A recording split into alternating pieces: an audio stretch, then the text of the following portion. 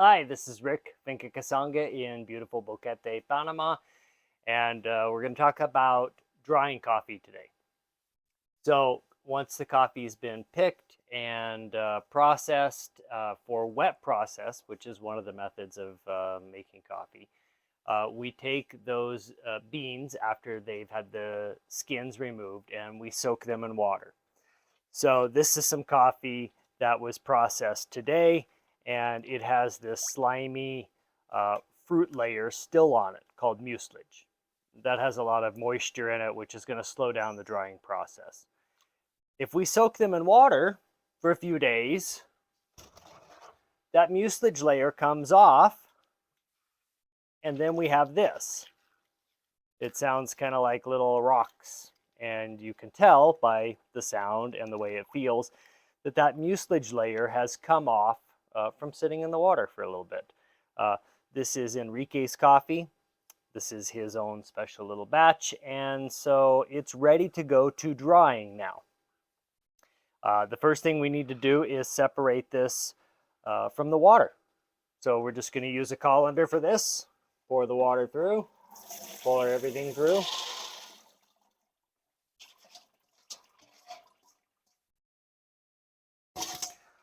But we need to dry Enrique's coffee separately because this is only his coffee and it's very special coffee. So we need some way of separating it when we dry. So we make these little drying trays. We've got hundreds of them.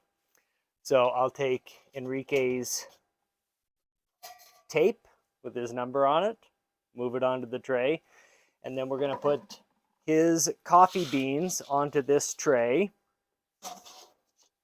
for drying. And so what we have here is one picking from Enrique's tray, wet processed coffee. It's been sitting in water to get rid of the mucilage, and now it's ready to go off to the drying house, and it'll dry pretty quickly compared to some of the other methods because we've taken the skins and that mucilage layer, the fruit, off. So we're going to go off to the drying house now.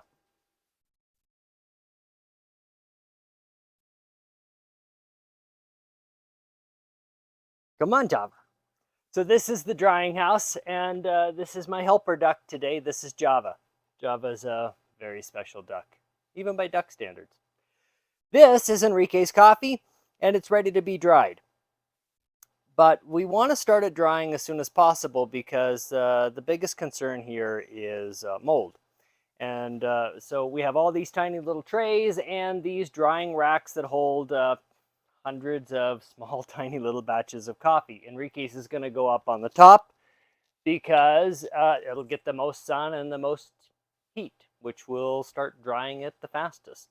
All of these trays represent an individual batch of coffee, and they're at various stages of drying. The coffee that we just made for Enrique, that's about 60% water.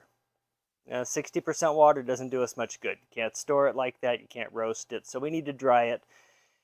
And we really want to dry that to about 10% water. And this is where things get a little bit tricky because coffee dries at different rates depending on how much air it gets and how much sun and how hot it gets in here. On a really hot day, it can get up to 140, 145 Fahrenheit in here, which is a little hot for humans, but a great temperature for drying coffee. This, I know, is not ready, but the real question is, how do you know when it's ready? And so we will have to test and check this multiple times throughout the process.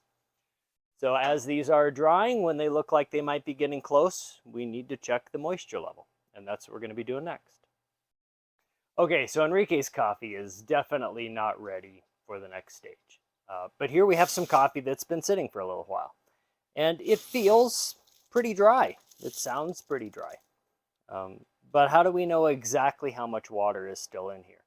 It started at about 60% when we first made it. And we want the moisture content down to about 10%. 10% is a very safe amount of water. It means the risk of mold is really low when we try and store it. and it's also going to preserve the flavor. So you don't want to get much above or below that. 10% is what we want.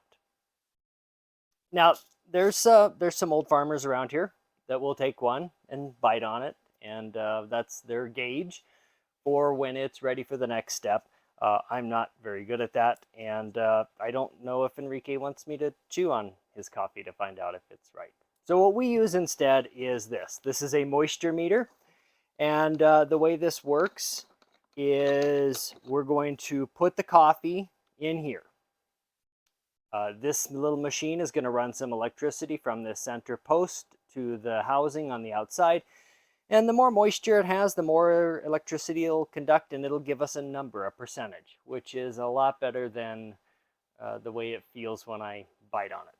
So let's see how much water is in here. It feels pretty dry, but I suspect it's not quite ready yet. So we're going to fill this up to the top, and we'll tighten this lid. This lid has a spring-loaded plunger on it that gives us the right amount of pressure so that we get an accurate reading on the coffee. And as I tighten this, we can see that this plunger is moving up, and when it is like this, even with the black plastic part, it's got the right amount of pressure on it. This is the perfect machine for us because it works with these small sample sizes, and we've got hundreds of little samples. It also doesn't damage the coffee in the process, and that's important because this is very special coffee. So once the coffee's in here and ready to go, I'm going to press the test button, and it'll run some electricity through here, and we'll see how much moisture is actually in here. And in just a moment, we're at 13.2%. Not bad, actually, but still too much water. At 13%, if we tried to store it like this, it would almost certainly start growing mold on it, and once it molds, it's done. It's never going to taste right. So even though this feels pretty dry, it's not ready yet. This all depends on the weather, but I would say we've got at least a few more days on this batch before it's ready. But let's pretend it was 10%. That would mean it's perfect, except it's not.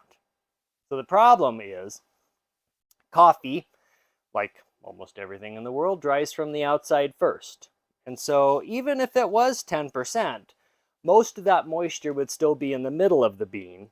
And if you try and roast it too soon, you'll end up over roasting the outside of the bean and under roasting the middle of the bean, and it'll look funny and it'll taste funny. And so what we need to do is let it rest. Resting is the term for sitting in timeout for about 2 to 3 months. So once somebody's coffee hits 10%, it gets stored in an airtight bag out of the sun, and after 2 to 3 months, it's still 10% water, but now it's much more uniform within the bean. So then we're ready for roasting, but not quite. So there's another problem. At this point, this is called parchment coffee. And you can't roast coffee in parchment because it has this shell on the outside, which is where the parchment name comes from. And we have to remove this outside layer called the parchment because it can catch fire in the roaster, and that's bad. So we need to remove this layer. Underneath that parchment layer, there is actually even one more layer. This is called the silver skin. This one's coming off very easily, but that isn't always the case. The problem with silver skin is it makes a mess in your coffee roaster. It doesn't have any flavor, it doesn't change the way coffee roasts, but it does make a mess. So since we roast all of our own coffee, it's not such a big deal here because it's really easier to clean the machine than it is to get rid of all of this. But we do need to remove the parchment layer before we can roast. But right now, what we're focused on is getting this dry enough so that it can rest for about 2 to 3 months. That's not because we're being lazy. It does really take that long. We've tried to do it earlier and it doesn't work out very well. So this is where we store individual trees. We have a warehouse for larger batches of coffee. All of that is much easier. But this is all about these individual, very special little trees. And so at 10%, it gets stored for a couple months.